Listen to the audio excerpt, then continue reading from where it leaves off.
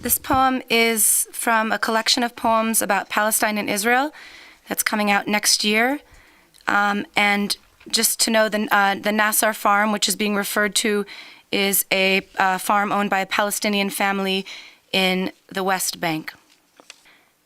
And I'll just say one more thing, which is that Summer's talk today and also Cindy's really impacted me, and the thought of what is that thing? So this idea of two narratives living in one body is kind of the thing for me, and then how place is thought about and written about. So, on a hilltop at the Nassar farm, overlooking the settlement of Neve Daniel. This is for Amal, whose name means hope, who thinks of each tree she's planted like a child, whose family has lived in the same place for 100 years. And when I say place, I mean this exact patch of land where her father was born, and his father, so that the shoots he planted before her birth now sweep over her head.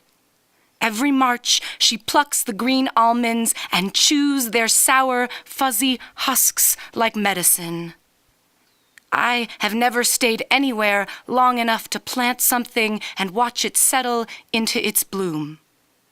I am from a people who move, who crossed sea and desert and city with stone monuments, with clocks, with palaces, on foot, on skeleton trains, through barracks with iron bunks, aching for a place we could stay. All our prayers, all our songs for that place where we had taken root once, where we had been the ones to send the others packing. And now, Amal laughs with all her teeth, and her feet tickle the soil when she walks. She moves through her land like an animal. She knows it in the dark. She feeds stalks to the newborn colt and collects its droppings like coins to fertilize the field. Amal loves this land, and when I say land, I mean this exact dirt, and the fruit of it, and the sheep who graze it, and the children who eat from it, and the dogs who protect it, and the tiny white blossoms it scatters in spring. And when I say love, I mean Amal has never married. All around her land, the settlements sprout like weeds.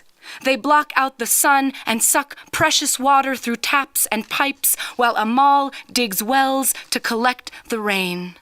I am writing this poem, though I have never drunk rain collected from a well dug by my own hands, never pulled a colt through the narrow opening covered in birth fluid and watched its mother lick it clean, or eaten a meal made entirely of things I got down on my knees to plant. And when I say settlement, I mean I love the red-tiled roofs, the garden in the shape of a garden, water that comes when I call it forth with the flick of my wrist and my hand on the tap.